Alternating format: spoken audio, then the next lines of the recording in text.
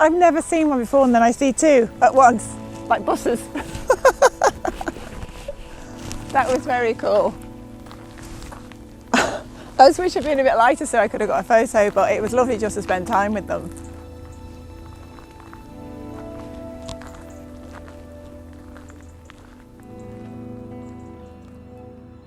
Our lives are so bloody busy all the time. So much pressure to do things instead of just be things. And I think sometimes when you're bird watching, you are so in the moment. I remember describing it to a friend and saying it's one of the few activities I've ever done where you're rewarded for stillness and patience, which, let's face it, is fantastic for your mental health. I feel like my shoulders lower several inches after I've been bird watching. It's just a really great de-stressor, puts a smile back on my face. When I go birdwatching, I just feel so relaxed. I just feel in tune with myself and nature. It's a time for me to just switch off, and anything else that I've got going on in my life, I can just forget about it for that half an hour that I'm outside. Birdwatching for me is like an escape. It's like a time for me to disconnect. It's always been like a part of me since growing up. I've never gone for a walk and after I felt like worse. It's always made me feel better. Yeah, being outside in nature makes me feel really good. The actual sight of another living creature that is just going about its business, doing its thing, this idea that they're just living their life alongside me is brilliant. I've got a lot more respect for wildlife through doing it, and you just feel connected. I feel connected to it. I feel like I'm part of it, but I'm as alive and entitled to be here as they are, and that goes both ways. They've got every entitlement to be here as I have. This isn't like humans being rulers of the roost. We're all just equals in this space. We're a reservoir site, so there's 10 different reservoirs. We have a really significant heron breeding population on site here. We also have the kingfisher, so a really popular bird that people like to come here to see. They're such an elusive species. It's not always easy to see them, although they're brightly coloured. That for me was really special.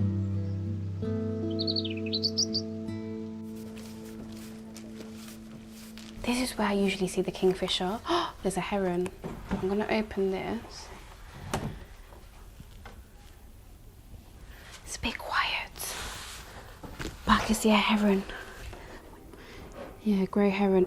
I don't know why they always look so miserable. This one looks super miserable. And people are always so shocked to see their nests, because although they're huge birds, they like to nest on the tops of trees. But they're so beautiful.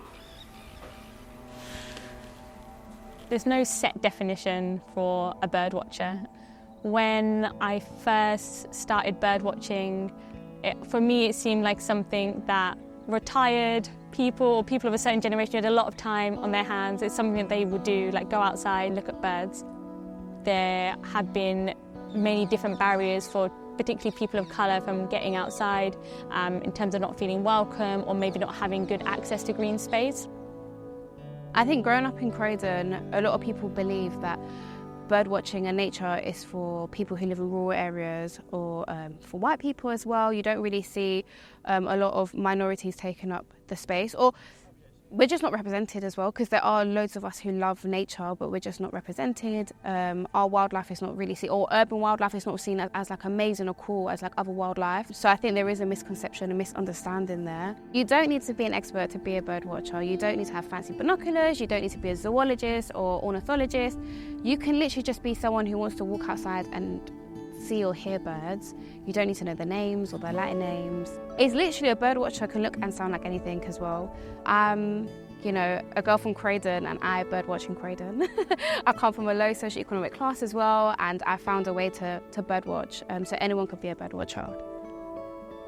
And like with many urban parks that have water, you get lots of coots, which are these little, they're duck, well we say ducks, but they're actually part of the roe family. They have really weird feet.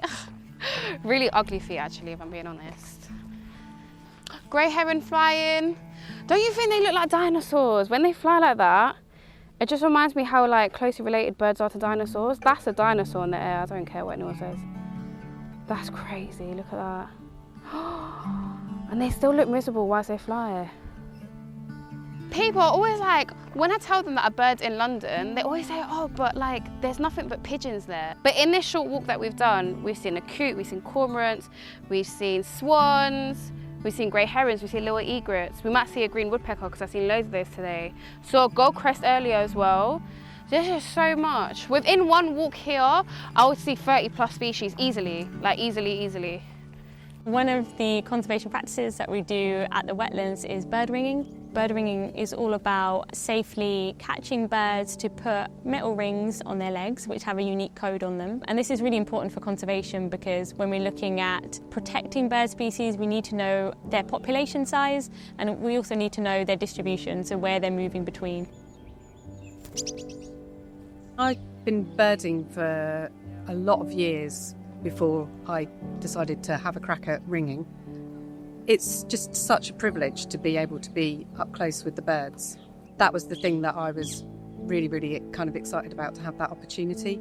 And yeah, 4 o'clock in the morning, I'm thinking, why am I doing this? But I'd hate to miss it because it's just so fascinating, and it is just such a privilege to handle and be up close with these birds that, you know, like the reed warblers have migrated from Africa to here, and they're just these tiny little things, and it's that kind of awe and amazement of what incredible creatures they are, that even when you're thinking after a week in work, oh God, 3 a.m. wake up on a Saturday, it's worth it. I always want to get up and be here.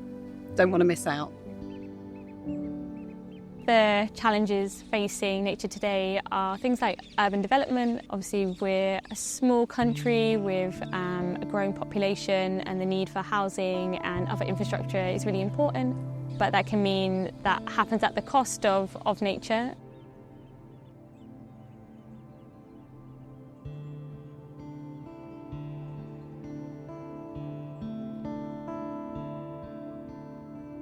I'm worried sick about the state of the natural world. Although I've always cared about it, it's always been a little bit more abstract to me than it is now.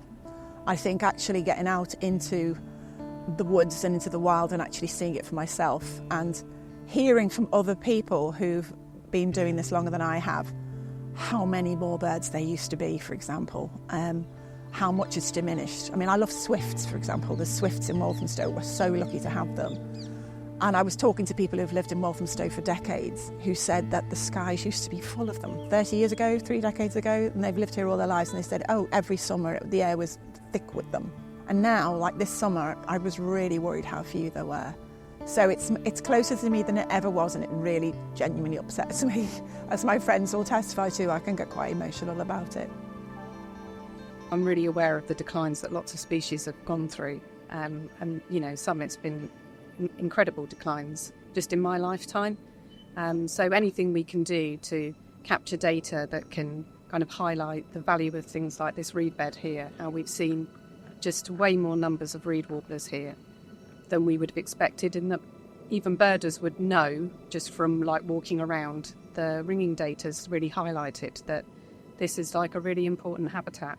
Having nature protection and restoration at the kind of core of government policies, I think, is really important, and trying to get that balance between infrastructure and nature.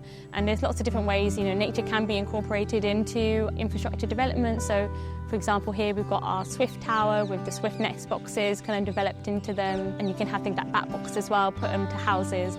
So I think making that the norm, that, you know, these kind of practices that encourage and provide a home for wildlife, I think is, really important. We've kind of got very focused on making cities for people, and we need to make sure that we've got spaces for wildlife as well. Because we rely on, you know, nature so much. Nature underpins so many of the things that we need. You could even say from a selfish perspective, it's really important to do it, because for human beings, without biodiversity, the planet won't be able to support us anymore. We just need it to survive. You know, having green spaces and blue spaces are so crucial for just our ability to survive on the day-to-day, our food, our water, everything comes from nature, and we really need to make sure we're protecting it and preserving it as much as we can. All the different wildlife as well, they're as much right to be here on Earth as we do, and I think from an ethical viewpoint, just allowing nature to exist is just really important. If you've got access to any kind of space within where you live or work that you can have an influence on making that a space that's better designed for biodiversity, then that's a great thing to do. So if you've got a garden, if you can start to think about putting in things like native species that are good for pollinators and insects, they're the bottom of the food chain, that will help birds, that will help bats. Putting in a nest box or a good quality bee hotel, making those kind of interventions are something that everybody can do. The thing we need to overcome if we want to see change is connecting people to nature. If people don't care about nature, there's going to be no way people are going to want to protect it. Urban communities are so important when it comes to conservation and saving the planet, just because we're the global majority, but we're often so underrepresented. But if we're the global majority, surely our actions are so important. My aim is connecting urban communities to nature and showing them, look, this is what we can do. It might feel minute, but because there's so many of us, if we all do a small step, it will make a big impact. Very mainstream and very peaceful climate activists are now starting to feel like this isn't working. You know, what do we do? And some of my friends are very despondent about it as well, and I can't let myself give up hope. I've sometimes felt that way, and even now talking about it I get a bit emotional, but I would risk just being useless if I did that. And I think the best thing to do is to keep fighting and try and get others to appreciate what it is you love and not give up hope, and do all you can to try and spread the word. As if people just give up, what's the point? You know, we might as well just pack up now and say, oh well, you know, let's just make the most of the last few years we've got of wildlife and be done with it. I don't think anyone really wants to do that.